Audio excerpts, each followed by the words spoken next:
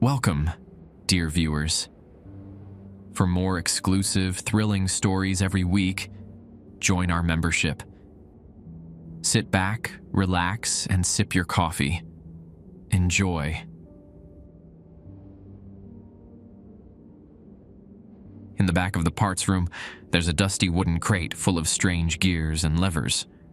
They don't fit any car made on this earth. But some nights, a driver will pull in.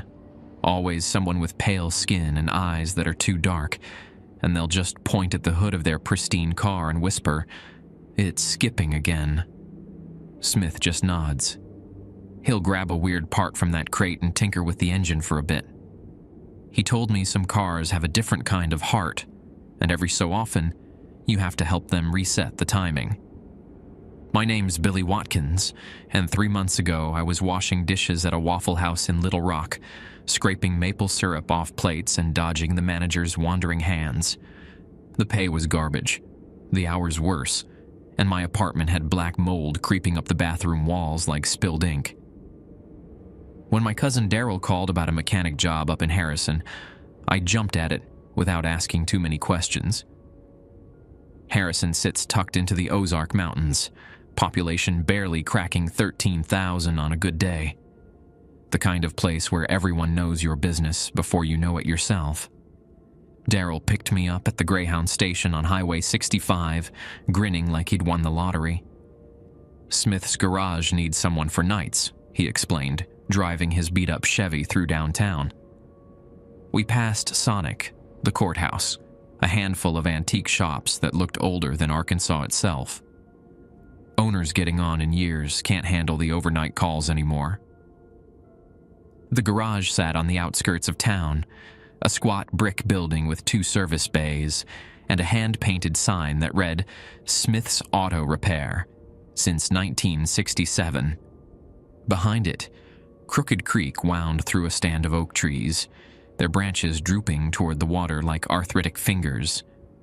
Smith himself was a wiry man in his 70s, with calloused hands and gray hair that stuck up in every direction. He had the look of someone who'd spent decades elbow-deep in engine blocks, grease permanently etched under his fingernails. "Night shift's different," he told me during my interview, which consisted of him watching me change the oil in a '98 Ford Ranger. "We get calls from folks traveling through. Highway 65 runs straight through the mountains, and sometimes people break down in spots where cell service goes to hell." The job seemed straightforward enough. Answer the phone, handle emergencies, keep the coffee pot full for truckers passing through. Smith would leave at 8, and I'd lock up around dawn when the day crew arrived. "One more thing," Smith said, pulling a folded piece of paper from his shirt pocket. "There's some guidelines you'll need to follow. Nothing too complicated, just protocols we've developed over the years." He handed me the paper, yellowed with age and covered in his cramped handwriting. At the top, in faded blue ink, it read, "Night shift rules. Follow without exception." I should have asked more questions right then. Should have wondered why a small-town garage needed written protocols, or why Smith's eyes kept darting toward that wooden crate in the corner. But I needed the job, and Harrison felt like a place where I could disappear for a while. Let the mistakes from Little Rock fade into memory. 3 months later, I'm still here, still following those rules. And I finally understand why. Smith left at 8 sharp, just as the last rays of sunlight disappeared behind the Ozark ridgeline. The garage felt different with him gone, bigger somehow, like the shadows had more room to stretch. I sat behind the desk in the small office, staring at that piece of paper he'd given me. The rules were written in Smith's tight handwriting, some in blue ink, others in pencil, like they'd been added over time.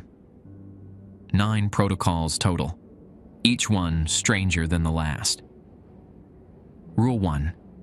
If someone drives up after midnight in a car with no headlights, but you can still see them coming, turn off all the lights in the garage and wait in the office until they leave. Rule 2. Never look directly at the wooden crate in the parts room between 2 a.m. and 4 a.m. If you hear scratching sounds coming from inside, play the radio louder. Rule 3.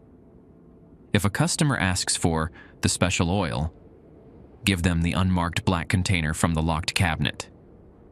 Do not ask questions. Do not watch them pour it. Rule 4. When the payphone rings, even though it was disconnected in 1998, let it ring exactly 7 times. On the 8th ring, answer and say only, "We're closed." Hang up immediately. Rule 5. If you smell burning hair but can't find the source, prop open the back door until the smell goes away. Do not investigate the parking lot during this time. Rule 6. Some customers will pay with coins that feel too heavy. Accept them, but wash your hands afterward, and don't count the till until morning. Rule 7. If the fluorescent light above bay 2 starts blinking in groups of 3, close the bay door, and don't open it until dawn. Rule 8. Never work alone on a car with Arkansas plates that start with DRK. Tell them to come back during day shift. Rule 9. If someone knocks on the office window after 3 a.m., they're not a customer. Keep the blinds closed and pretend you didn't hear them. I folded the paper and stuck it in my shirt pocket, telling myself these were just Smith's quirky way of handling late-night weirdos. Small towns bred their share of strange folks, and I'd worked enough nights to know how the darkness brought out all kinds of crazy. The first few hours passed quietly. I organized the tool bench, swept the office floor, and made a fresh pot of coffee in the ancient Mr. Coffee machine that looked like it predated the Clinton administration. Around 11, a trucker stopped for directions to the Flying J truck stop. Normal guy, normal transaction. Then midnight rolled around. The temperature seemed to drop 10 degrees all at once.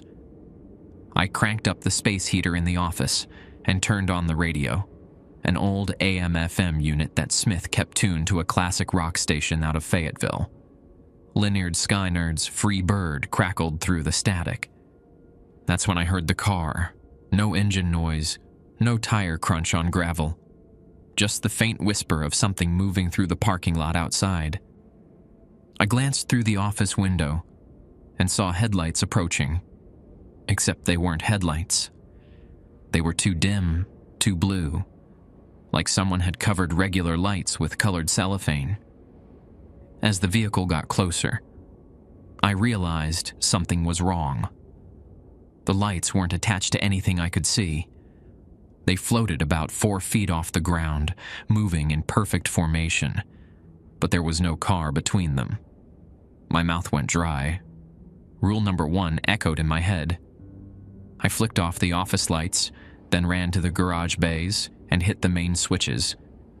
The building plunged into darkness, leaving only the green glow of the exit signs and the faint amber display on the radio.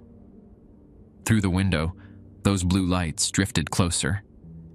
They stopped right outside Bay 1, hovering there like eyes. I crouched behind the desk, listening to my own breathing and the distant hum of the radio.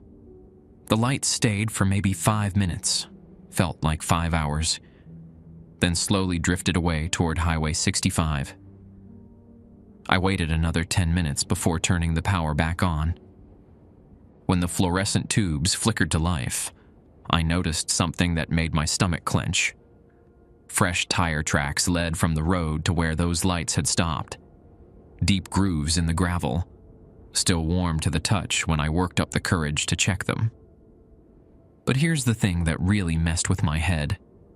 The tracks were too wide. Whatever had made them would have needed tires the size of tractor wheels, but the lights had hovered at car height. I spent the rest of the night chain-smoking Marlboros and jumping at every sound. When Daryl's cousin Tommy showed up at dawn to start his shift, I must have looked like hell. "First night's always rough," Tommy said, firing up the coffee pot. "You'll get used to it." "Used to what exactly?"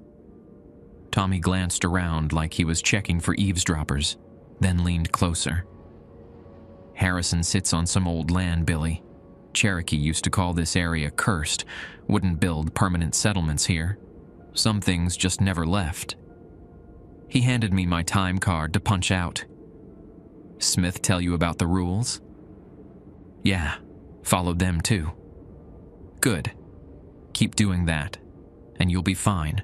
Break them." Tommy shrugged. "Well, let's just say there's a reason the last guy quit without giving notice." I drove home to my rental house on Elm Street, brain buzzing with questions I was afraid to ask. But I needed the money. And weird or not, it was still just a night job in a small town. How bad could it really get? 3 months later, I know the answer to that question, and I wish I'd driven straight back to Little Rock that first morning while I still had the chance. My second week started out normal enough. I'd gotten into a routine: clock in at 8, check Smith's cryptic notes about any day shift issues, make coffee, and settle in for another shift of Arkansas weirdness. The rules had become second nature, though I'd only had to use the first one so far. That Tuesday night changed everything. Around 1:30 a.m., I was reading a paperback western Tommy had left behind when I caught a whiff of something burning. Not engine oil or rubber. This was organic, like someone had tossed a handful of hair into a campfire. The smell made my throat burn and my eyes water. Rule 5. I dropped the book and headed for the back door, propping it open with a concrete block. The October air felt good against my face, crisp and clean. Behind the garage, Crooked Creek babbled over limestone rocks, and somewhere in the distance, a screech owl called to its mate. I stayed in the doorway, fighting the urge to step outside and look around the parking lot. Rule 5 was specific about that part. Don't investigate. The smell lingered for 20 minutes before fading completely. I closed the door and went back to my book, trying not to think about what could produce that particular odor. Hair, definitely, but something else too. Something sweet and rotten underneath. At 2:47 a.m., the payphone rang. The ancient rotary phone sat mounted on the wall next to the parts counter, its cord frayed and yellowed with age. Smith had told me the phone company disconnected it after a dispute over unpaid bills back in '98, but the thing still received calls somehow. I counted each ring, watching the second hand on the wall clock. 1, 2, 3. By the 5th ring, my palms were sweating. 6, 7. On the 8th ring, I grabbed the receiver.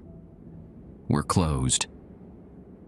Silence on the other end, but not empty silence. I could hear something breathing, slow and ragged. Then a voice, thin as paper and twice as dry. The timing's off again. I slammed the phone down, heart hammering against my ribs. Rule 4 said to hang up immediately. But that voice, it sounded familiar somehow, like an echo of something I'd heard before. 30 minutes later, headlights swept across the office window. A pristine 1967 Chevelle SS pulled into Bay 1, its engine purring like a contented cat. The car looked fresh off a showroom floor, metallic blue paint without a single scratch, chrome bumpers that gleamed under the garage lights. But something felt wrong about it, like looking at a photograph that's been touched up too much. The driver climbed out slowly, tall, maybe 6'2", wearing a charcoal suit that looked expensive. His skin was pale as fresh snow, and when he turned toward the office, I saw his eyes. Dark purple, almost black, like bruises that had never healed. He walked with careful steps, each footfall exactly the same distance apart. When he reached the office door, he simply stood there, hands at his sides, waiting. I opened the door. "Can I help you?" He pointed at the Chevelle's hood. "It's skipping again." His voice was the same one I'd heard on the payphone, thin and dry, like autumn leaves crumbling between your fingers. I looked past him at the car. The engine sounded perfect to me, but Smith's instructions echoed in my memory. Some cars have a different kind of heart. "Let me get some tools," I said. The man nodded once and walked back to his car. He stood beside the driver's door, hands folded, staring at nothing. I grabbed a flashlight and headed to the parts room, trying not to look at the wooden crate in the corner. Smith kept the weird parts in there.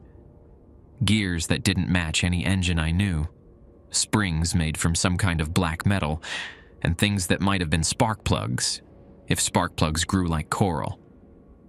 The crate's lid was secured with an old padlock, but Smith had given me the key my first day. "Sometimes you'll need these," he'd said, pointing at the contents. "Trust your instincts about which one." I lifted the lid and immediately understood why Rule 2 warned against looking at it during certain hours. Even now, at 3:15 a.m., the parts inside seemed to shift when I wasn't looking directly at them. Shadows moved wrong, and I kept catching glimpses of things that couldn't exist. Gears with too many teeth, springs that coiled in directions that hurt to follow. My hand hovered over a small cylindrical object that looked like a cross between a timing belt and a section of spine. The thing felt warm to the touch, and I swear I felt it pulse once, like a heartbeat. Outside, the Chevelle's hood was already open. The man stood motionless beside the car, watching me approach. Up close, I could see his suit was tailored perfectly, but the fabric had a strange texture, like it was woven from something that wasn't quite cloth. The engine bay looked normal at first glance. V8 block, standard components, everything where it should be. But when I leaned closer with the flashlight, I saw the differences. The manifolds were too smooth, like they'd been grown rather than cast.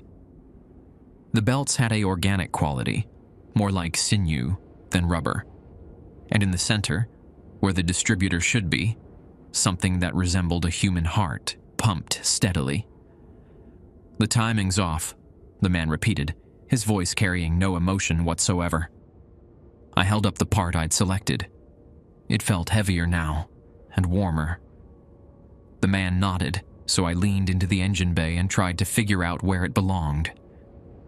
The heart thing had 4 main arteries leading away from it, pulsing with some kind of dark fluid. The cylindrical part in my hand seemed drawn to one of them, almost magnetic.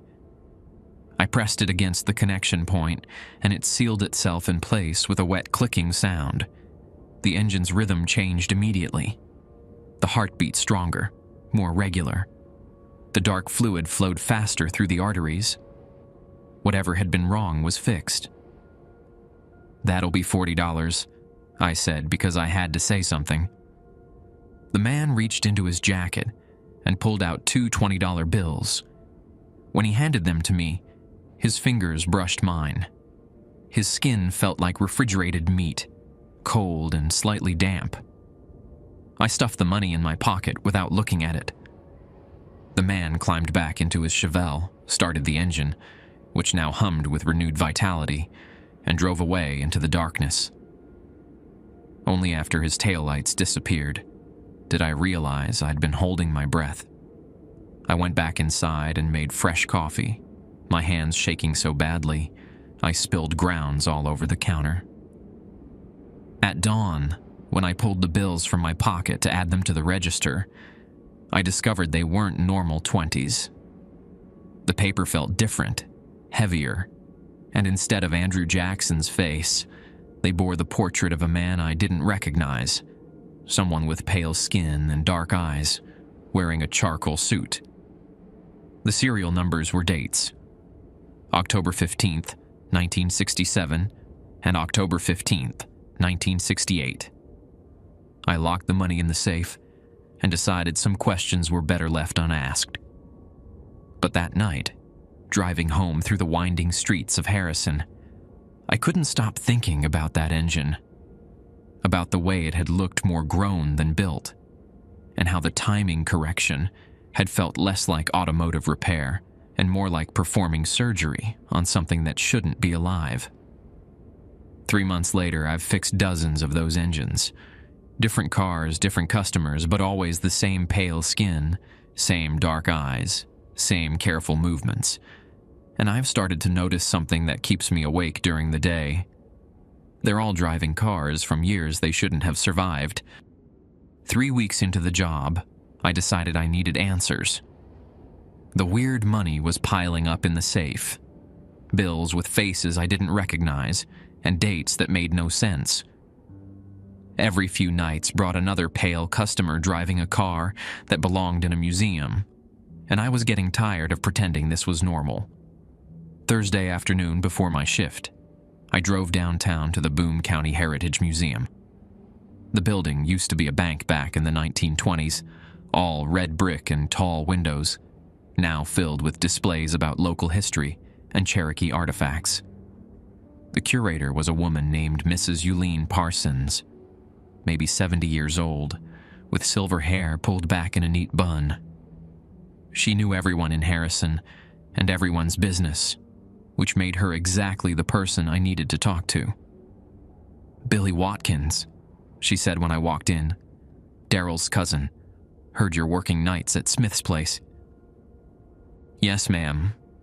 I was wondering if you might have any information about the garage's history. When it was built, who owned the land before, that sort of thing." Mrs. Parsons gave me a look that suggested she knew more than she was letting on. "Curious about your workplace, are you? That's not always a healthy thing in this town." She led me to a back room filled with filing cabinets and cardboard boxes. Smith's garage was built in 1967, but that land has a longer story. Used to be a Cherokee trading post, back before Arkansas was even a state. They called it a thin place. Thin place? Somewhere the boundary between our world and others gets stretched. Cherokee wouldn't settle there permanent-like, but they'd use it for ceremonies, trading with things that weren't quite human. She pulled out a manila folder thick with newspaper clippings and old photographs. After the Cherokee were forced out, white settlers tried farming that land. Never worked out. Crops would fail. Livestock would sicken. By the 1940s, most folks avoided the area entirely. I flipped through the papers. Headlines from the Harrison Daily Times going back decades. Strange lights reported near Crooked Creek. Local man claims to see dead relatives. Unexplained car accidents plague Highway 65. Then Carl Smith bought the property in 67, Mrs. Parsons continued. Built his garage right on top of the old trading post foundation. Smart man, Carl. Figured if you can't fight something, might as well make money off it. Make money how? By providing services to travelers who need specialized assistance. She closed the folder. Some things never change, Billy. Cherokee traded with spirits and shadow folk. Carl trades with whatever drives through in the middle of the night. I left the museum with more questions than answers, but at least I understood why Smith had those rules. The garage wasn't just a business. It was a way station for things that didn't belong in our world, but needed occasional maintenance. That night, I arrived at work with a new perspective. When Smith handed me his nightly notes, I actually read them carefully instead of just skimming. Bay 2 hydraulic lift making noise, he'd written. Might need to swap out the seals. Also, check the overhead light. Been acting up all week. I made a mental note to avoid Bay 2 if that light started blinking. Rule 7 was specific about that. The first few hours passed quietly. I organized the tool inventory, balanced the register, not counting the weird money, and restocked the coffee supplies. Around midnight, a trucker stopped to use the restroom and buy a Coke from the vending machine. Normal guy, normal transaction. At 1:15 a.m., a woman pulled up in a powder blue 1973 Plymouth Duster. She looked to be in her 30s, with auburn hair and freckles across her nose. Pretty, in a small-town way. But her skin had that same pale quality I'd learned to recognize, and her eyes were too dark for the rest of her features. "Excuse me," she said, leaning against the office counter. "I need some special oil for my car." Rule 3. I nodded and walked to the locked cabinet behind the parts counter. Smith kept the key taped under the register drawer. Inside the cabinet sat a single unmarked black container, about the size of a quart motor oil bottle, but made from some kind of dark metal that felt warm to the touch. $45, I said, though I had no idea why that was the price. It just felt right. She paid with 3 20s and a 5, all bearing the same strange portraits I'd become accustomed to. I handed her the container and followed Rule 3's instruction. Don't watch them pour it. But I couldn't help myself. Through the office window, I caught glimpses of her working under the duster's hood. The container seemed to pour forever, far more liquid than it should have held. And whatever came out wasn't oil. It moved like mercury, flowing upward against gravity, disappearing into the engine block with soft, sucking sounds. When she finished, she knocked on the window and waved goodbye. The duster started with a purr that sounded almost organic, like a cat settling down for a nap. As her taillights disappeared down Highway 65, I realized I'd been holding my breath again. At 2:30 a.m., the light above Bay 2 started acting up. It began with a single flicker, so brief, I almost missed it. Then another. By 2:45, it was blinking in a steady rhythm. 3 quick flashes, pause, 3 more flashes. Rule 7 kicked in. I grabbed the remote for Bay 2's door and hit the close button. The heavy steel door rumbled down, sealing off that section of the garage. But I could still hear sounds from behind it. Scratching, like claws on concrete. A low humming that seemed to come from everywhere at once. And underneath it all, something that might have been voices whispering in a language I didn't recognize. The sounds continued until dawn. When Tommy arrived for his shift, the light had stopped blinking and everything was quiet again. "Smart move," Tommy said when he saw Bay 2 was closed. "That light's been trouble all week." "What happens if you don't close the door?" Tommy shrugged. Last guy who ignored that rule found something in Bay 2 the next morning. Something that used to be a customer, but wasn't anymore. Took 3 guys with shovels to clean up the mess. He started the coffee pot and pulled out his time card. "You're learning, Billy. That's good. Means you might last longer than the others." "Others?" "You're the 4th night guy in 2 years. First one quit after a week, said the job was making him sick. Second one lasted a month before he stopped showing up. Third one." Tommy paused, measuring coffee grounds into the filter. "Well, let's just say he broke too many rules at once." I drove home that morning thinking about boundaries. The ones between day and night, between normal and weird, between our world and whatever lay on the other side. Harrison sat right on one of those boundaries, and Smith's garage was the customs office where strange travelers checked in for maintenance and supplies. The Cherokee had understood this. They'd built their trading post here because some places are naturally suited for commerce with the unknown. Carl Smith had simply updated the business model for the automotive age. Over the next week, I settled into this new understanding. The pale customers weren't monsters or ghosts. They were just travelers from somewhere else, driving cars that ran on principles our world didn't quite recognize. The rules weren't arbitrary. They were safety protocols, developed over years of trial and error. But understanding something and being comfortable with it are 2 different things. Every night brought new weirdness, new tests of my nerve. and I was starting to notice changes in myself. Subtle at first, then more obvious. My reflection looked paler in the mirror. My eyes seemed darker. Sometimes I caught myself walking with the same careful, measured steps I'd observed in the customers. The job was changing me, and I wasn't sure if that was part of the normal adjustment period or something I should be worried about. 3 months later, I know the answer, but by then, it was already too late to matter. By my 6th week, I'd stopped looking in mirrors unless absolutely necessary. The changes were getting harder to ignore. My skin had taken on a waxy quality, like old candles, and my eyes had darkened from brown to something approaching black.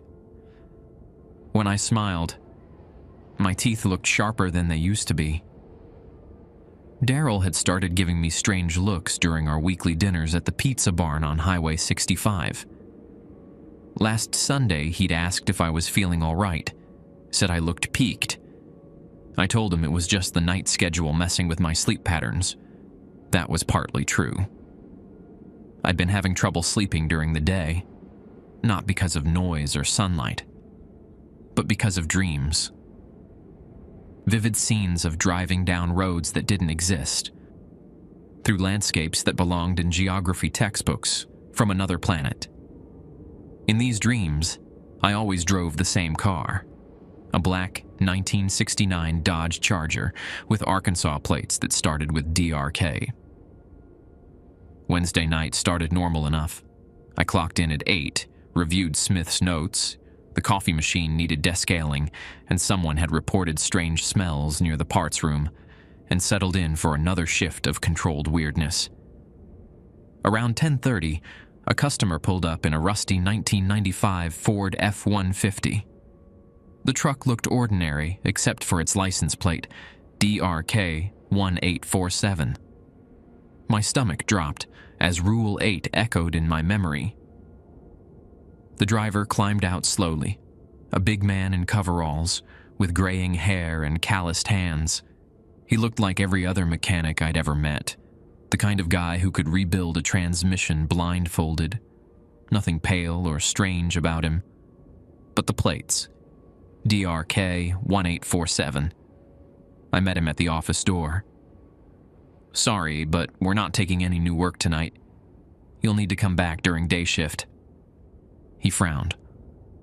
"It's just a simple radiator leak. Won't take more than an hour." "Day shift," I repeated. "They open at 7 a.m. For a moment, his expression shifted. The friendly confusion melted away, replaced by something cold and calculating. His eyes, which had been normal blue, flickered to black for just an instant.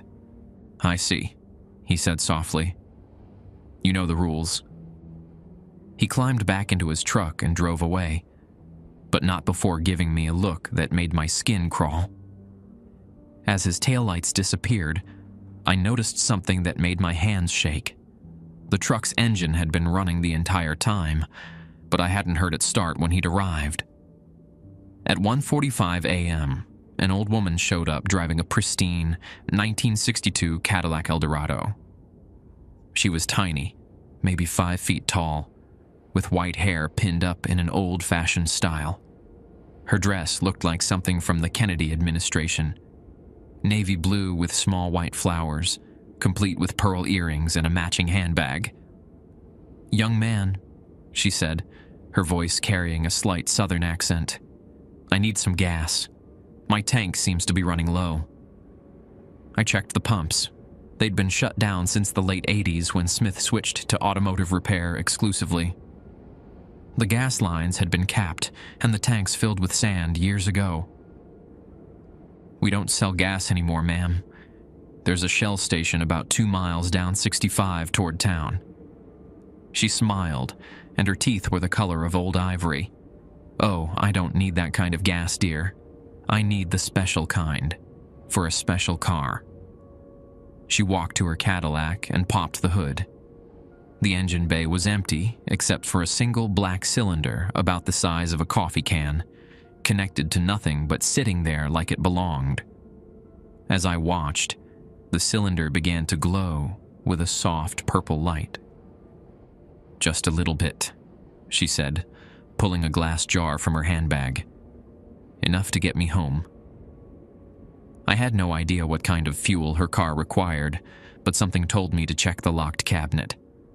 Inside, behind the black oil container, sat a small mason jar filled with what looked like liquid starlight, clear fluid that sparkled and shifted like it was alive.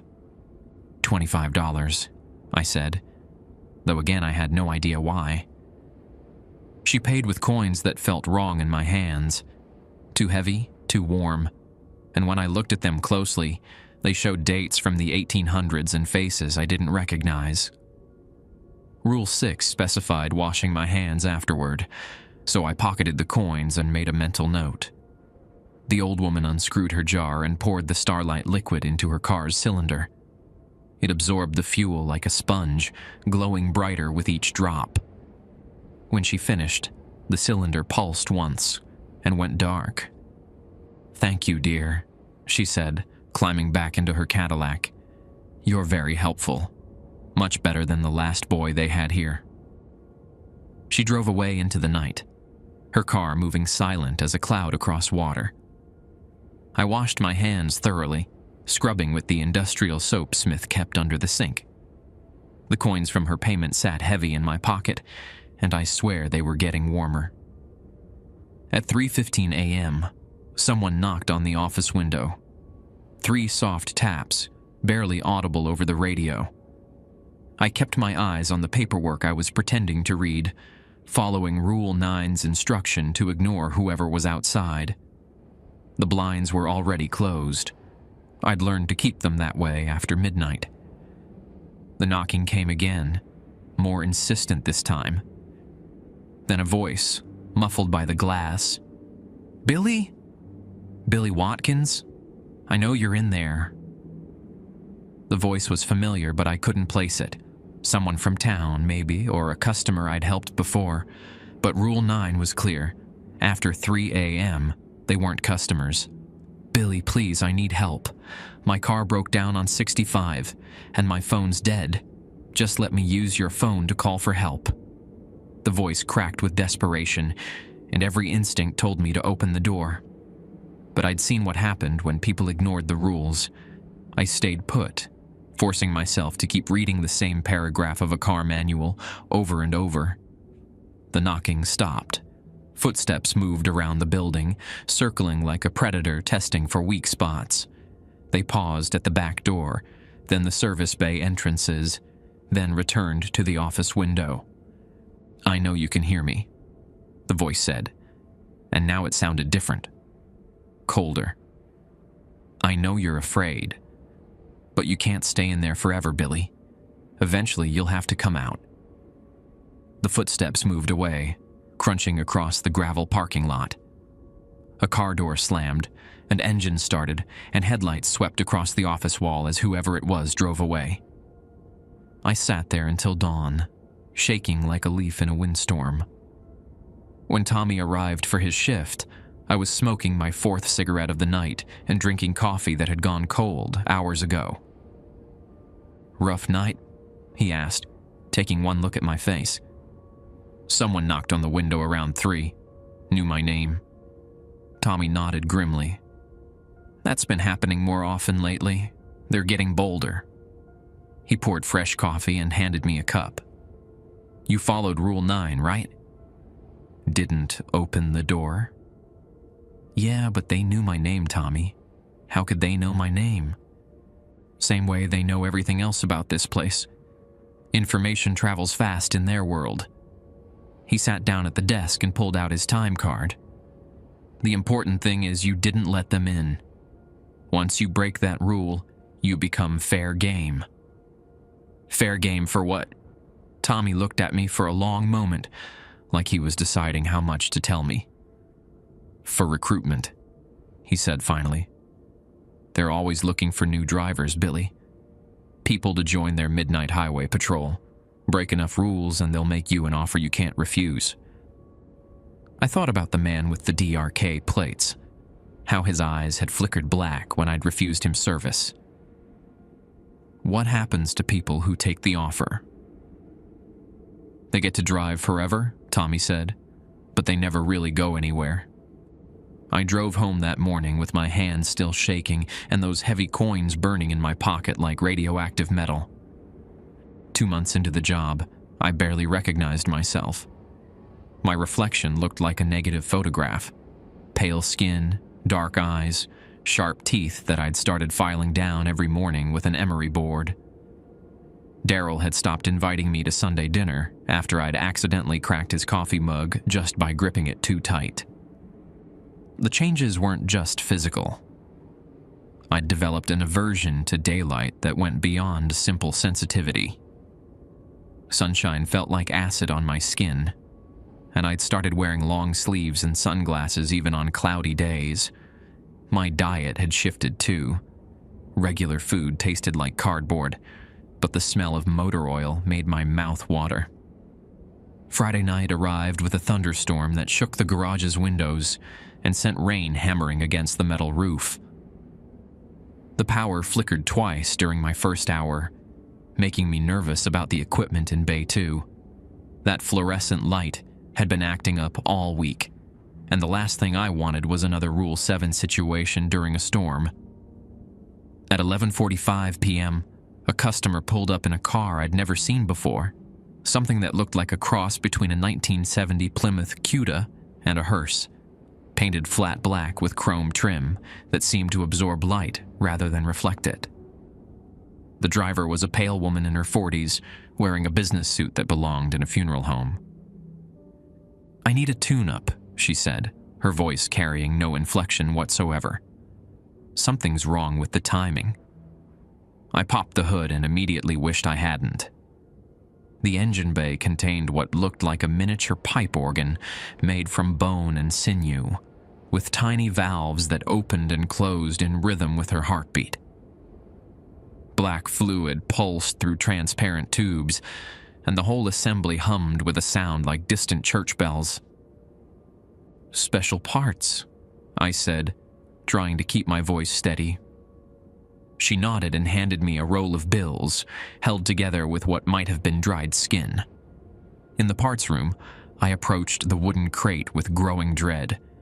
It was 11:58 p.m., still safe according to Rule 2, but getting close to the danger zone. I lifted the lid and selected a spiral-shaped component that seemed to writhe in my hand like a living thing. The repair took 15 minutes. The bone organ accepted the new part with a wet clicking sound, and its humming shifted to a lower, more satisfied tone. The woman paid without speaking and drove away into the storm. By 1:30 a.m., 3 more customers had stopped by, all driving cars with organic engines, all needing parts from the crate. Each trip to the parts room made me more nervous as the clock ticked toward 2 a.m. At 1:55, I locked the parts room door and retreated to the office. Rule 2 was specific. Never look directly at the wooden crate between 2 a.m. and 4 a.m. If you hear scratching sounds, play the radio louder. I cranked up the volume on the old AM/FM unit until Hank Williams Jr. was loud enough to wake the dead. At exactly 2 a.m., the scratching started. It began as a faint scraping sound, like fingernails on wood, barely audible over the music. But within minutes it had grown louder, more aggressive. Something was clawing at the inside of the crate with increasing desperation. I turned the radio up another notch, but the scratching continued to grow louder. Then came other sounds. Whispers in languages I didn't recognize. Wet sliding noises, and something that might have been breathing, if breathing usually involved 3 sets of lungs working in sequence. The office door rattled. I looked up from my paperwork to see the handle turning slowly, though I was certain I'd locked it. The door opened 6 inches, then stopped, held by the security chain I'd installed my second week on the job. A pale hand slipped through the gap, fingers longer than they should be, nails filed to points. The hand groped blindly for the chain, and I caught a whiff of something that smelled like formaldehyde mixed with roses. Rule 9, after 3 a.m. they're not customers. But it was only 2:15. The hand withdrew, and the door closed with a soft click. Footsteps moved around the building, the same circling pattern I'd experienced before, but this time accompanied by more sounds. Multiple sets of feet, whispers in the walls, scratching that came from everywhere at once. At 2:30, the payphone rang. I let it ring 7 times, watching the clock. On the 8th ring, I answered, "We're closed." "Billy Watkins," said a voice like grinding gears. "You've been very helpful. We appreciate your service." I started to hang up, but the voice continued. "Your apprenticeship is nearly complete. Soon you'll be ready for advancement." What advancement? A position with better hours, permanent night shift, travel opportunities. The line went dead, but I could hear that grinding voice echoing from other sources: the radio, the coffee machine, even the fluorescent lights overhead. It seemed to be coming from the building itself. By 2:45, I was sweating despite the October chill. The scratching from the parts room had become frantic, like something was trying to claw its way out of the crate. The radio was at maximum volume, but country music couldn't drown out what sounded like a dozen voices calling my name. Then the lights went out. Emergency lighting kicked in, bathing everything in red. The scratching stopped abruptly, replaced by a silence so complete it made my ears ring. Even the storm seemed to have paused. In that red-tinged quiet, I heard footsteps in the parts room. Slow, deliberate steps, like someone walking carefully around obstacles. The footsteps moved toward the door I'd locked, and I heard the soft click of a key turning in the lock. The door opened, and someone walked into the garage proper. The footsteps moved through Bay 1, then Bay 2, then approached the office. Each step seemed to last forever, accompanied by a sound like fabric dragging on concrete. A shadow appeared at the office window. A human silhouette, but wrong somehow. Too tall, too thin, with arms that hung past where knees should be. The shadow raised one elongated hand and tapped on the glass. 3 soft taps, just like before. But this time, the tapping came from inside the building. Whatever was out there had bypassed the locked doors and was standing in the garage with me. I grabbed the crowbar from under the desk, the one Tommy had suggested I keep handy, and backed into the corner farthest from the window. The shadow moved away, and I heard those dragging footsteps circle the office, testing the door, checking the other windows. At 3 a.m. exactly, everything stopped. The footsteps ceased. The shadow disappeared. Even the storm outside went quiet. The only sound was my own ragged breathing and the distant hum of the emergency lights. I stayed in that corner until 4:15, when the main power flickered back on and the building returned to normal. Only then did I work up the courage to check the parts room. The door was still locked. The key was still in my pocket. But when I opened the crate, I found it empty except for a single piece of paper. Written in my own handwriting, though I had no memory of writing it, were the words, "Application approved. Start date, November 1st. Report to Highway 65 mile marker 73 at midnight." November 1st was next Friday. I folded the paper and stuck it in my wallet, trying to process what had just happened. Someone, or something, had gotten into the locked parts room, emptied the crate, and left me a message about a job I'd never applied for. The rest of the night passed in a blur of nervous energy and chain smoking. When Tommy arrived at dawn, he took one look at my face and sat down heavily in the office chair. "You had a visit," he said. It wasn't a question. "Something got into the parts room, left me this." I showed him the paper. Tommy read it twice. then folded it carefully and handed it back. You've got a week to decide. Decide what? Whether you want to keep being human. He poured coffee with hands that weren't quite steady. That's how it works, Billy. They recruit from the night shift workers. People who've been exposed long enough to start changing, who understand the rules and can be trusted to follow them. Trusted by who? The drivers. The ones with pale skin and dark eyes. They're not visitors from somewhere else. They're former employees.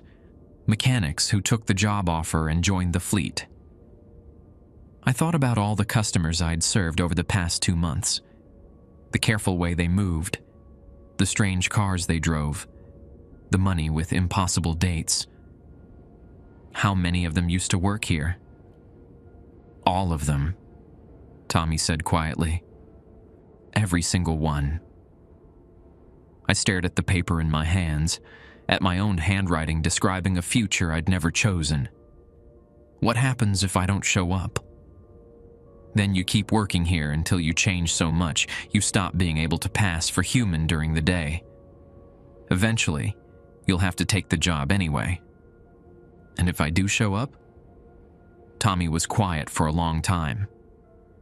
Finally, he said, "Then you get to drive the highways forever, helping other travelers like yourself. It's not a bad existence from what I understand. Just different." I drove home that morning, thinking about choices and consequences, about the slow transformation I'd been trying to ignore, about the paper in my wallet that promised answers to questions I wasn't sure I wanted to ask. 1 week to decide whether to stay human or become something else entirely. 1 week to figure out if I still had a choice at all. The week between October 25th and November 1st stretched like molasses poured in winter. I went through the motions of normal life during the day, buying groceries at Harp's, getting my hair cut at Randy's barbershop on Main Street, even attending church with Daryl on Sunday morning. But everything felt like play acting, like I was rehearsing for a role I'd already lost. Monday afternoon, I cornered Smith in his office before my shift started. He was hunched over his desk, updating invoices in his cramped handwriting, wearing the same grease-stained coveralls he'd worn since I'd started working for him. "We need to talk," I said, closing the office door behind me. Smith looked up, and I saw recognition in his weathered eyes. He'd been expecting this conversation. "Got your invitation, did you?" I pulled the paper from my wallet and set it on his desk. "Tell me what this really means." Smith leaned back in his chair, which creaked like it was made of old bones. "Means you've done good work. They appreciate reliability." "That's not what I'm asking." He was quiet for a long moment, studying my face with the same attention he gave to engine problems. "How much do you remember about being fully human, Billy?" The question caught me off guard. "What do you mean?" "Think about it. When's the last time you felt hungry for real food? When's the last time you slept without dreaming about highways that don't exist? When's the last time you looked in a mirror and saw the same person who walked into this garage 3 months ago?" I tried to remember, but the memories felt distant, like looking at photographs of someone else's life. The changes, are they permanent? Depends on your definition of permanent. Smith opened his desk drawer and pulled out a yellowed photograph. This was taken in 1967, opening day of the garage. The photo showed a younger Smith standing beside a man I didn't recognize, someone with pale skin, dark eyes, and that same careful posture I'd learned to associate with the midnight customers. "My business partner," Smith explained, "fellow named Eugene Broyles. We started this place together, but Eugene worked too many nights. Started changing about 6 months in." "What happened to him?" "Same thing that happens to all of them. Got recruited. Now he drives Highway 65 between here and Yellville, helping travelers who need our kind of service." Smith put the photo away. Good life, from what I hear. Purpose, steady work, all the time in the world. But he's not human anymore. Human's just a word, Billy. What matters is whether you're happy with what you become. I thought about this during my shift that night. Only 2 customers stopped by, both driving cars with normal engines, both paying with regular money. The quiet gave me too much time to think. Tuesday brought a different kind of test. Mrs. Parsons from the museum stopped by the garage around noon, catching me as I was leaving for the day. "Billy Watkins," she said, blocking my path to the parking lot. "You look peaked, son. Thinner than when you first came to town." "Night shift," I said, pulling my cap down to shade my eyes from the October sun. "Messes with your appetite." "Does it also mess with your reflection?" She was looking at me with the sharp attention of someone who'd lived in Harrison long enough to recognize the signs. "Because I've been watching you these past few weeks, and I can't help but notice you don't cast much of a shadow anymore." I glanced down at the pavement, and she was right. My shadow was there, but faint, like it was painted with watered-down ink. "They offered you a position, didn't they?" Mrs. Parsons continued. "The midnight drivers. Always do, when someone's been on the job long enough." "How do you know about that?" "Honey, I've lived in this town for 70 years. I've seen this happen before." She adjusted her purse strap and fixed me with a steady gaze. "Question is, what are you planning to do about it?" "I don't know." "Well, you'd better figure it out soon, because once you cross that line, there's no coming back, and Harrison's got enough ghosts already." Wednesday night, the garage felt different. Customers arrived in clusters instead of the usual steady trickle. 5 cars between midnight and 2 a.m., all needing parts from the crate, all driven by pale figures who moved with that same careful precision. But this time, they spoke to me differently.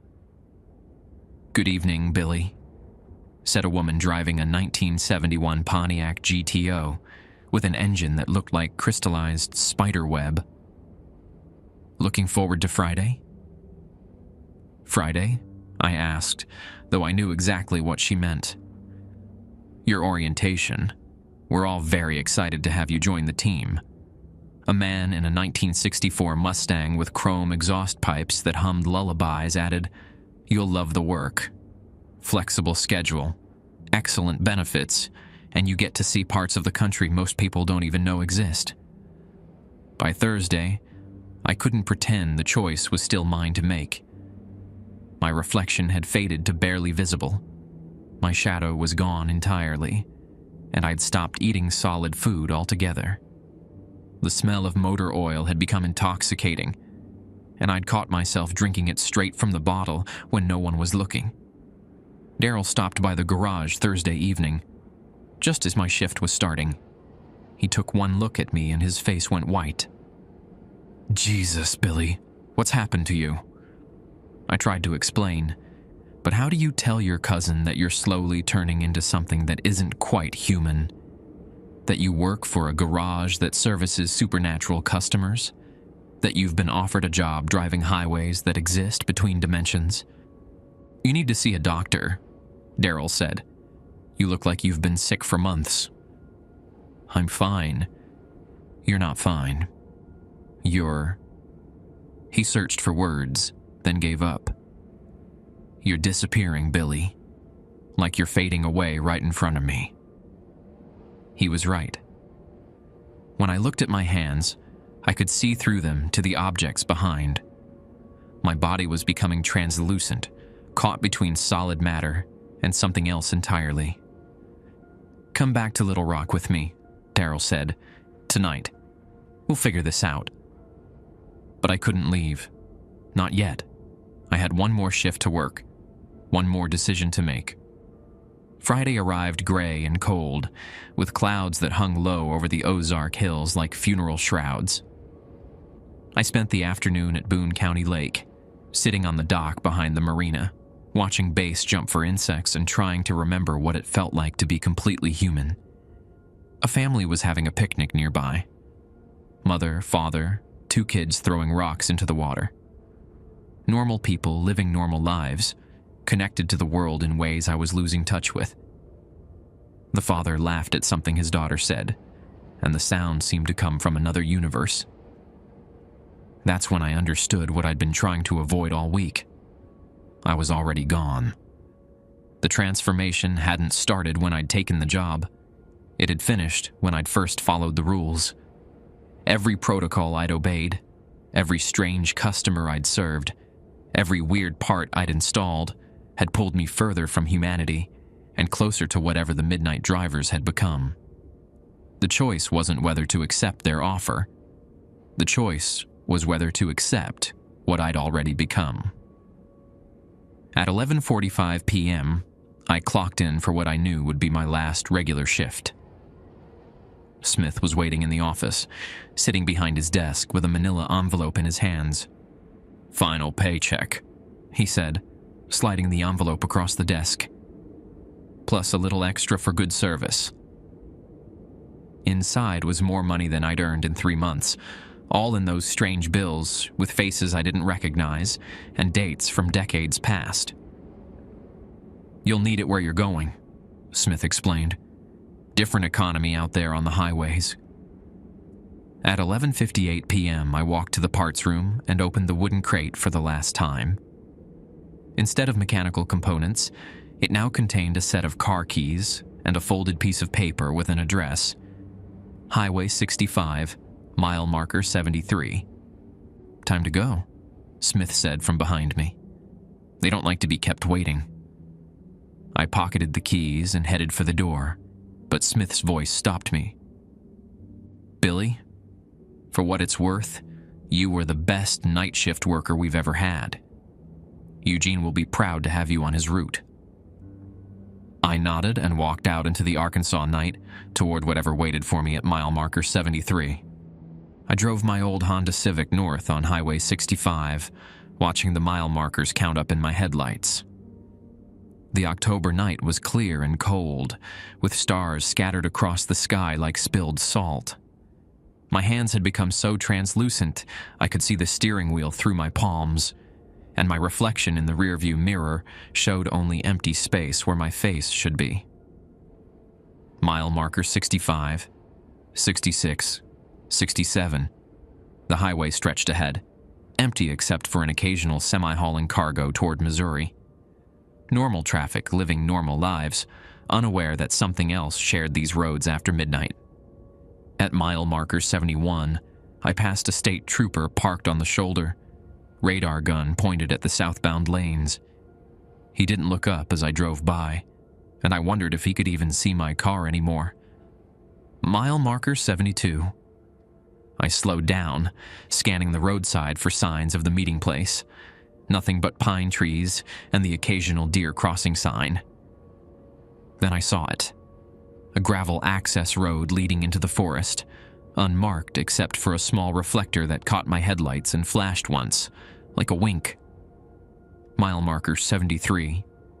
I pulled onto the gravel road and followed it through stands of oak and hickory until it opened into a clearing about the size of a football field. What I found there took my breath away. Cars, dozens of them, arranged in perfect rows like a supernatural car show. Every vehicle looked freshly detailed despite their obvious age. 60s muscle cars, 70s luxury sedans, 80s sports cars, even a few from the 50s that belonged in museums. Their chrome gleamed under the moonlight, and their paint jobs were flawless. But these weren't normal cars. I could tell just by looking at them. They sat too low, moved too smoothly, and their engines produced sounds that belonged in no mechanical manual ever written. People emerged from the vehicles as I parked, the same pale figures I'd been serving for months, all moving with that careful precision I'd learned to recognize.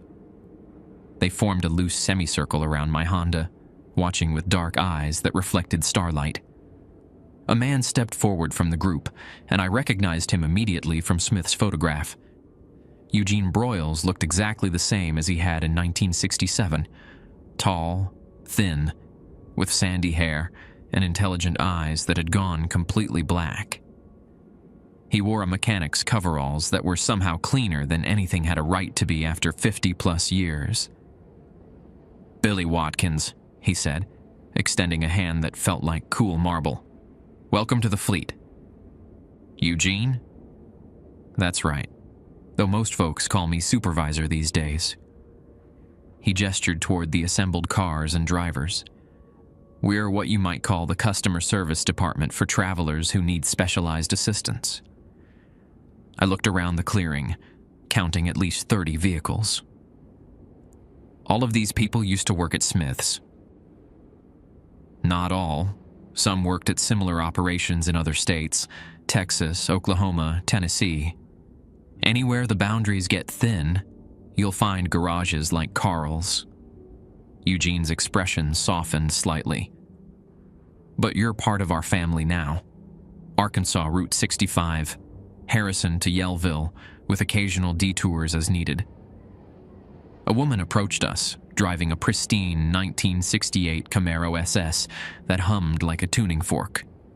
Her auburn hair was pulled back in a ponytail, and she wore a simple blue dress that looked like it came from a different decade. "This is Rebecca," Eugene said. "She'll be your training partner for the first few runs." Rebecca smiled, revealing teeth that were slightly too sharp. "Don't worry, honey. It's easier than it looks. Mostly you just drive the route, keep an eye out for travelers in distress, and provide assistance when needed." "What kind of assistance?" "Directions to safe places," said a man driving a black 1970 Plymouth Roadrunner. "Emergency repairs for vehicles that broke down in the wrong locations. Transportation for folks who got stranded between worlds." Eugene led me deeper into the clearing, past rows of cars that defied easy categorization. Some had engines that looked like jewelry boxes filled with gears and springs. Others had hoods that seemed to contain small galaxies, complete with swirling stars and miniature planets. "The thing you need to understand," Eugene explained, "is that Highway 65 isn't just a road. It's a thoroughfare between different versions of Arkansas. Some very similar to the one you knew, others quite different. Our job is to help travelers navigate safely between them." We stopped beside a midnight blue 1969 Dodge Charger that looked like it had been carved from a single piece of obsidian. The car's surface reflected my image more clearly than any mirror had in weeks. Pale skin, dark eyes, sharp teeth, all the changes I'd been trying to ignore. "This one's yours," Eugene said, handing me the keys I'd found in the crate. "She's been waiting for the right driver." I ran my fingers along the Charger's hood, and the metal felt warm under my touch. When I opened the driver's door, the interior smelled like leather and motor oil, and something else. Something like autumn leaves and distant rain. "The Arkansas plates," I said, noticing the license plate. "DRK 1967. "Every vehicle in the fleet gets DRK plates," Rebecca explained. "It's how normal mechanics know to send us to day shift for service. Safety protocol." I remembered the man in the Ford F-150 from weeks ago, how his eyes had turned black when I'd refused him service. That customer who came to the garage with DRK plates. "Testing your knowledge of the rules," Eugene said. "We had to make sure you'd follow protocols even when they seemed unreasonable. You passed." The Charger's engine started with a sound like distant thunder, and I felt something click into place inside my chest. Not my heart. That had stopped beating sometime during the past week. Something deeper, more fundamental. Like a compass needle, finding true north. "How does this work?" I asked. "Simple," Rebecca said, climbing into her Camaro. "Follow the route. Watch for travelers who need help. Provide assistance within your authority level. Radio for backup if you encounter anything outside your training. She pointed to a CB radio mounted under the Charger's dashboard. Channel 19 for normal traffic. Channel 7 for fleet communications. Everyone monitors both. Eugene handed me a leather-bound logbook that felt heavier than it should. Record all interactions. Note any unusual phenomena. Report mechanical issues to the garage during regular business hours. He paused. And Billy? Welcome to the family. You're going to do good work here. The other drivers began starting their engines, and the clearing filled with sounds that belonged in no earthly garage. Crystalline chimes, deep thrumming like whale songs, the whisper of wind through metal trees. One by one, they pulled out of the clearing and onto the highway, spreading across Arkansas like a net of watchful guardians. Rebecca's Camaro idled beside my Charger, waiting. Ready for your first patrol? I put the car in drive and followed her onto Highway 65.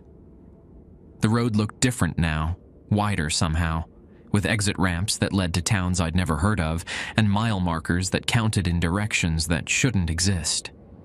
The yellow lines seemed to glow with their own light, and the pavement felt smooth as glass under my tires. Billy? Rebecca's voice crackled through the CB radio. How do you feel? I thought about the question as we drove north through the Arkansas night. The hunger for human food was gone, replaced by satisfaction that came from helping travelers find their way. The constant fatigue from fighting the transformation had lifted, leaving behind a sense of purpose I'd never experienced. Different, I said into the radio, but not bad different. Good. That means the transition is complete. We drove in comfortable silence for several miles, passing through small towns that flickered between familiar and strange. Harrison appeared and disappeared like a mirage, showing me different versions of itself. Some where the courthouse was made of crystal, others where Crooked Creek flowed uphill. At 3:33 a.m., we encountered our first customer. A woman stood beside a broken-down sedan on the shoulder near Bergman, waving frantically at passing traffic. But the normal cars drove right past her, their drivers unable to see someone who existed slightly outside their reality. Rebecca pulled over first, and I followed her lead. Transmission trouble, the woman explained. She looked human enough, but her shadow moved independently of her body, and her breath produced no vapor in the cold air. I'm trying to get to Little Rock, but my car won't shift out of first gear. No problem, Rebecca said, popping her trunk. Inside was a collection of mechanical parts that glowed with soft bioluminescence. Billy, hand me that spiral gear cluster. 20 minutes later, the woman's sedan was running perfectly, its engine purring with renewed health. She paid us with coins that felt like compressed starlight and drove away toward a version of Little Rock that existed about 3 degrees clockwise from the one I'd known. Easy work, Rebecca said as we returned to our cars. Most of it's like this: simple repairs, navigation assistance, occasionally giving someone a ride when their vehicle can't make the trip.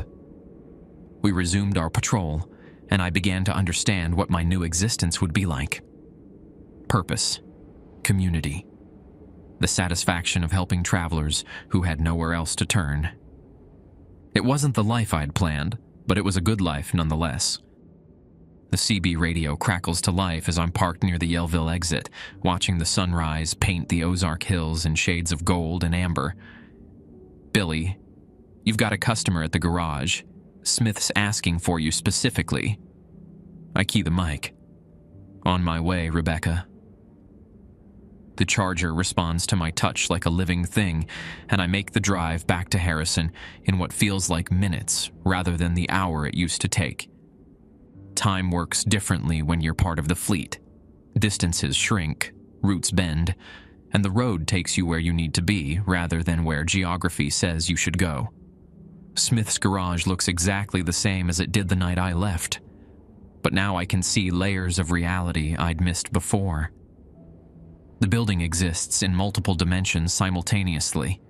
The version normal customers see during daylight hours, and the shadowy overlap where travelers like us conduct business. A young man stands beside a beat-up Toyota Corolla in Bay 1, looking confused and slightly scared.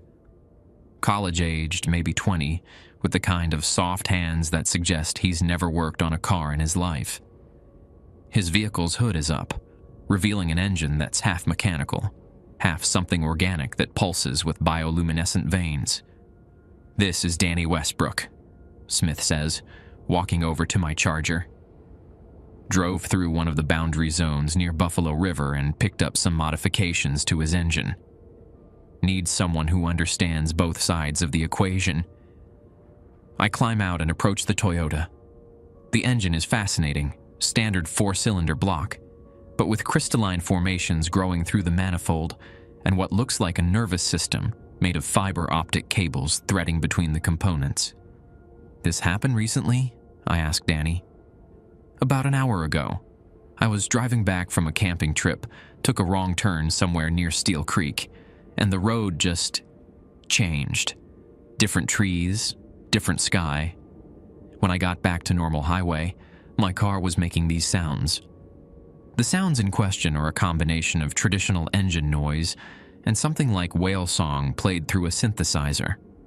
Not unpleasant, but definitely not standard automotive acoustics." "Can you fix it?" Danny asks. I pop the Charger's trunk and select a small device that looks like a tuning fork made from bone and chrome. When I touch it to the crystalline formations, they resonate in harmony with the engine's regular rhythm. The whale song fades to a whisper, then disappears entirely. "That'll be $35, I say, because some traditions don't change. Danny pays with normal money, crumpled 20s from his wallet, and drives away looking relieved but puzzled. He'll probably convince himself it was all some kind of stress-induced hallucination, which is exactly how it should be. "Good work," Smith says as I close the Toyota's hood. "You've got a talent for the boundary cases." I think about this as I drive my patrol route that evening. 6 months ago, I was washing dishes in Little Rock, going nowhere and doing nothing that mattered. Now I help travelers navigate between worlds, maintain vehicles that run on principles beyond normal physics, and serve as a bridge between the everyday and the extraordinary. My reflection still doesn't appear in normal mirrors, and my shadow exists only when I will it to. I haven't eaten solid food since Halloween, and I can't remember the last time I felt truly tired. But I have purpose now, and a community that understands what I've become. The radio crackles again. "Billy, we've got a stranded motorist near Lead Hill. Looks like another boundary crossing situation." I adjust my heading and press the accelerator. The Charger responds eagerly, and the Arkansas night opens up before us like a highway made of stars. This is my job now. This is my life, and I wouldn't trade it for anything in any world.